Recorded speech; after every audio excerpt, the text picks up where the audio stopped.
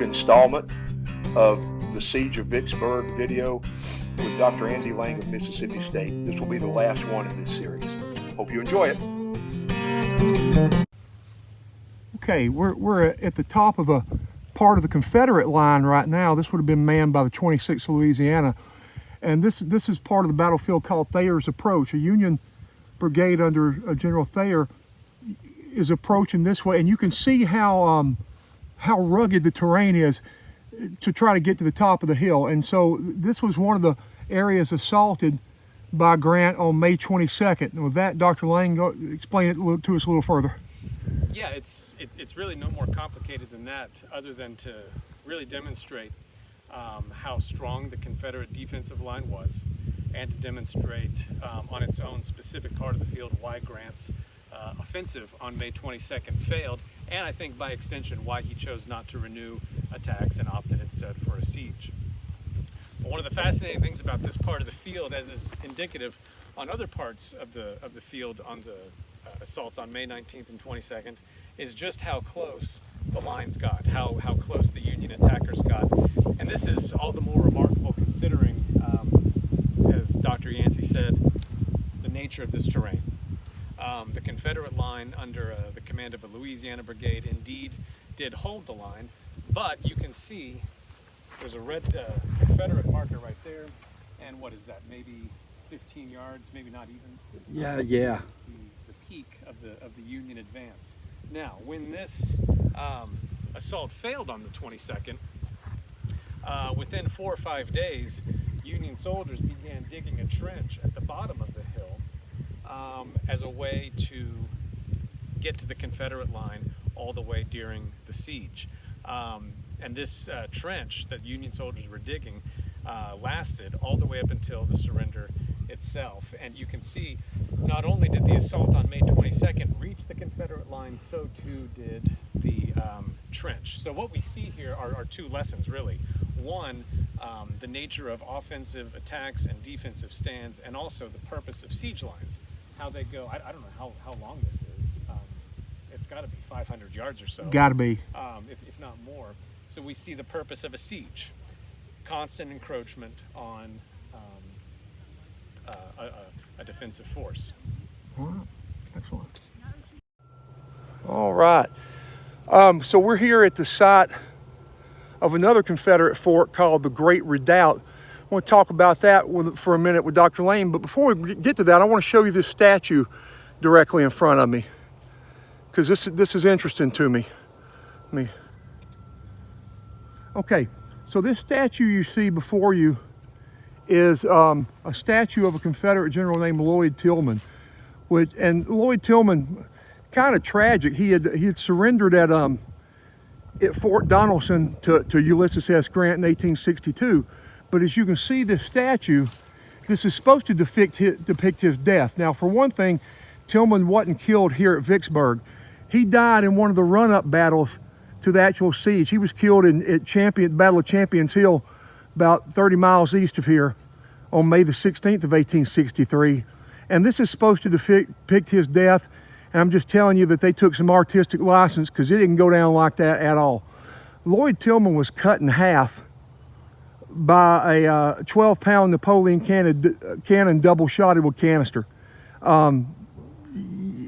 I guess they figured a realistic statue wouldn't have been a good idea, because you'd have had his torso on one side, a trail of guts, and then his legs on the other side. So I've always just found this statue interesting, that they chose a heroic pose, but unfortunately for General Tillman, he didn't go down. So here we are, like I mentioned, we're at the side of a fort. In the background, you'll see what's left of a fort called the Great Redoubt. And Dr. Lane, talk to us about the Great Redoubt.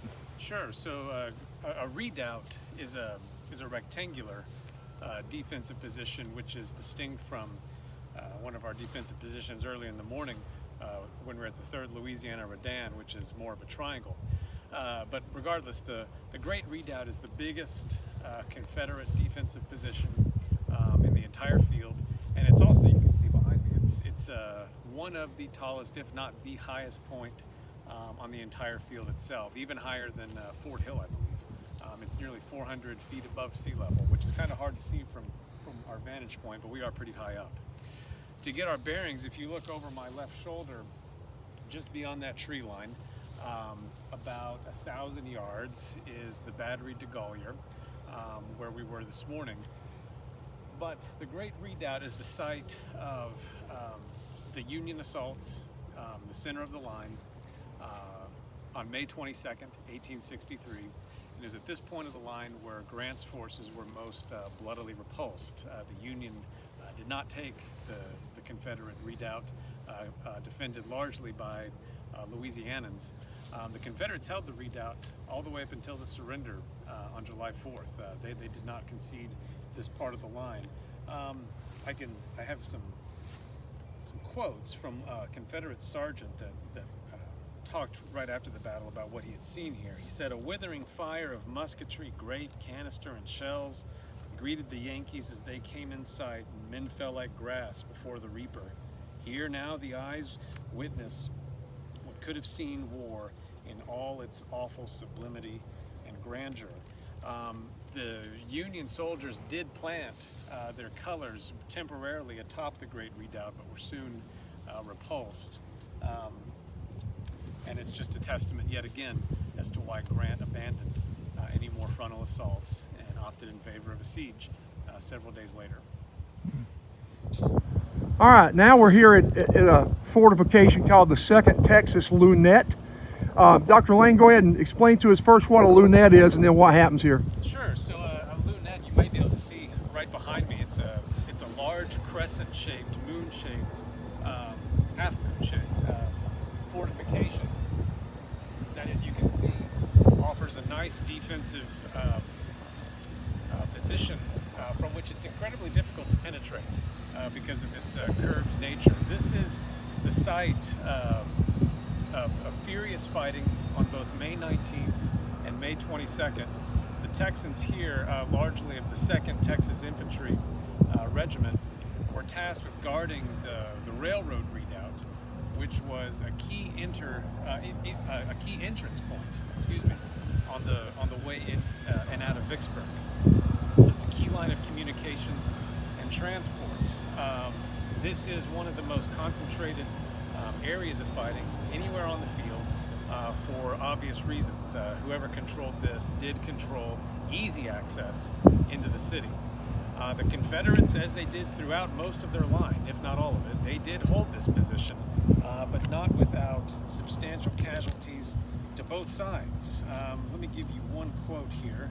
Let's see. The commander of the 2nd Texas, I believe, correct me if I'm wrong, was that Ashbel Smith? By this point, yes. He said that along the Baldwin Ferry Road, which is right here, for more than 200 yards, the bodies lay so thick that one might have walked the whole distance without touching the ground. Another person said, this is from a Union soldier from Iowa, he said, "It was a tornado of iron on our left, a hurricane of shot on our right, passed through the mouth of hell itself." And then another one said, "Friday, May 22nd, will ever be remembered by the soldier of Grant's army as one of the bloodiest of the whole campaign. In ordering the charge on the entrenched position of the enemy, General Grant sealed the fate of hundreds of his best soldiers. It was not a charge, it was not a battle, it was not an assault, but a slaughter of human beings in cold blood. We done our best, we struggled manfully, we fought desperately. All would not do, we were repulsed and with fearful loss." That was a private in the 42nd Ohio Volunteers.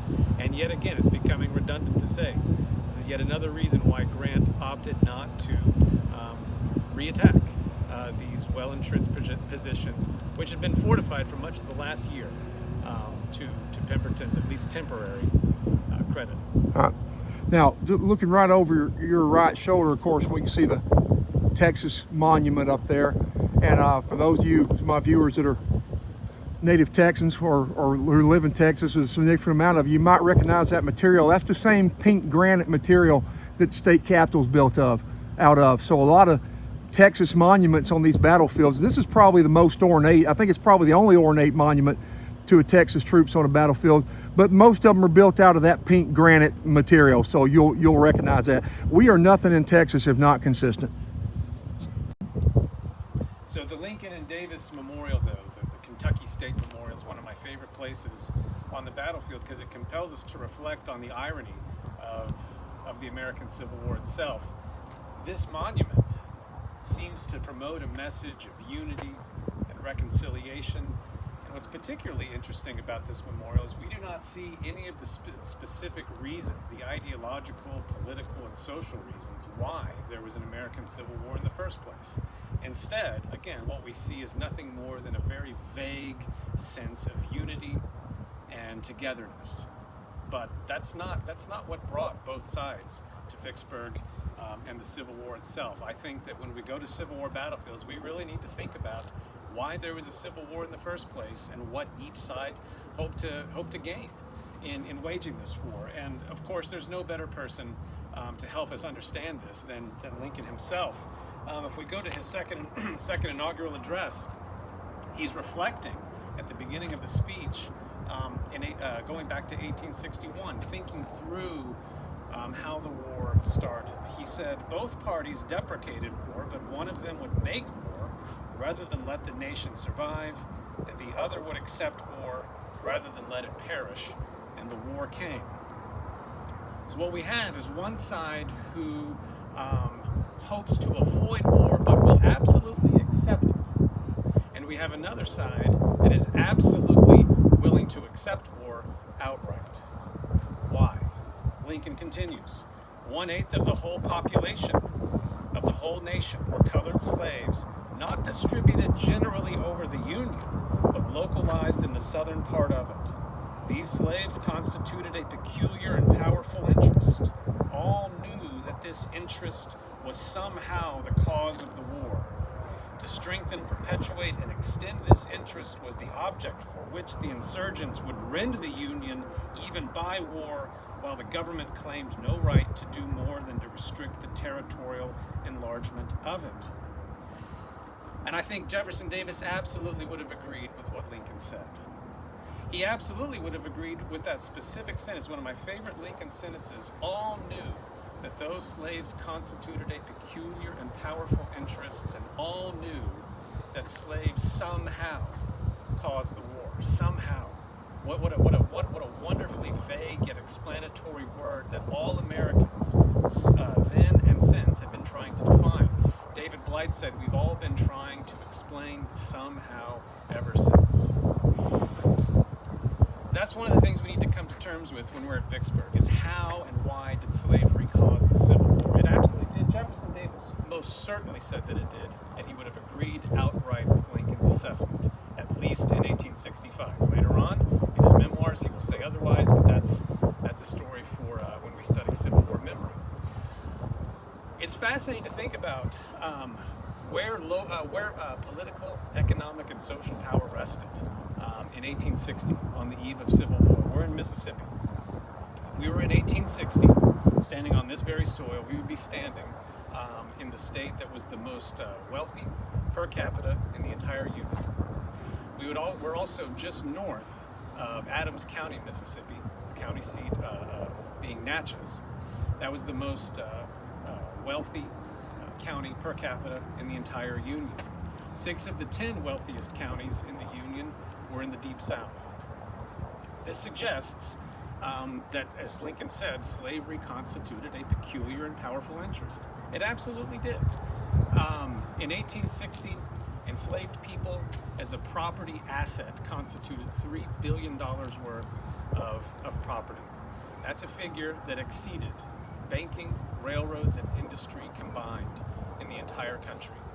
This is a powerful, powerful interest. It's a powerful institution, and it's precisely why Jefferson Davis and the Confederacy came into existence, to defend and expand and protect this institution within an independent republic.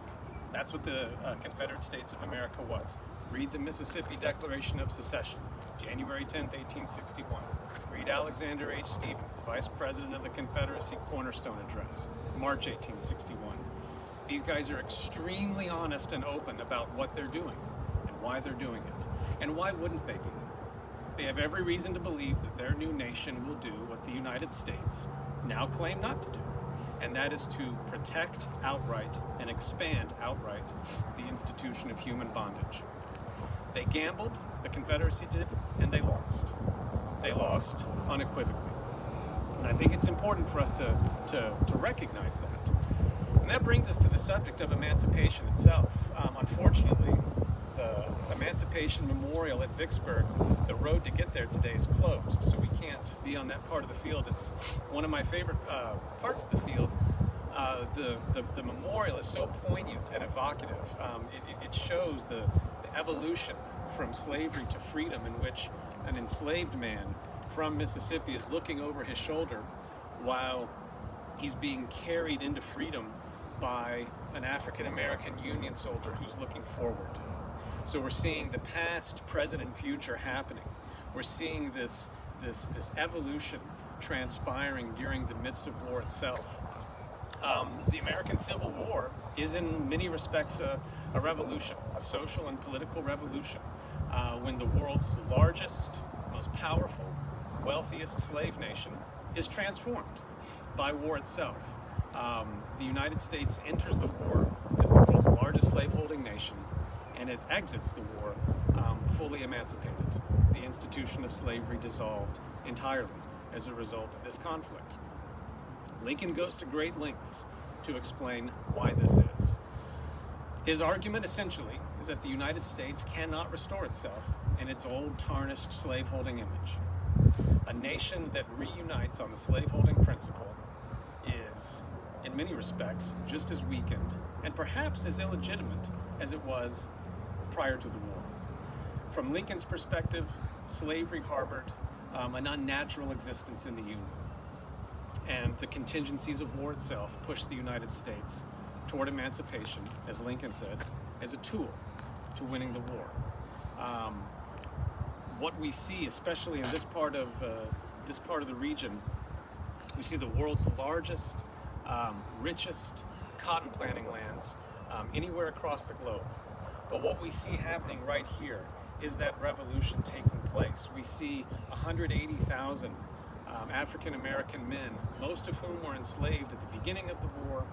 By the end of the war, these 180,000 men are donning the blue uniform of the United States. In so doing, they have an overt, explicit, legitimate claim not only to freedom, but also to citizenship, to suffrage rights, to full inclusion in the Republic. That's what the Civil War produces. It's what the Civil War compels Americans to come to terms with, to recognize. And there is profound, violent resistance to this reality in the decades, perhaps century and a half, long after the war. But this is the reality that the Civil War creates. We don't see that at the Kentucky Monument. I wish we did, but that's why we're here on this field, and that's what we should be thinking about whenever we go to a Civil War site. All right, thank you so much, Dr. Lang, for your participation here today. Just for those who are watching, tell us your book so our viewers can go check those out. Sure. There's several from which you can choose. My first book is called In the Wake of War: Military Occupation, Emancipation, and Civil War America. I co-edited, I should say, a collection of essays on military history called Upon the Fields of Battle, essays on the military history of America's Civil War. And then you can pre-order my newest book called A Contest of Civilizations, Exposing the Crisis of American Exceptionalism in the Civil War Era. That's due out next month. All of which can be purchased on Amazon. Fantastic, and I highly recommend Dr. Lang's works to anybody who's interested in this era. Well, thank you so much for your time today, and thank you so much for joining us here at Vicksburg. We're going to try to do one of these later on, maybe at Shiloh. But for all of our viewers, thank you for watching, and I'll see you on the road. I hope you enjoyed this edition of Dr. Will's History Road Trip. If you like what I'm doing and want to continue following, please subscribe to my channel and click the notification button so you'll get updates when I post new content. Also, please consider supporting me via PayPal, Venmo, or CashApp. Your support will enable me to go to interesting places and film them and talk about them with you. Feel free to suggest locations that you might like to see me visit in the comments below. Thank you very much, and I'll see you on the road.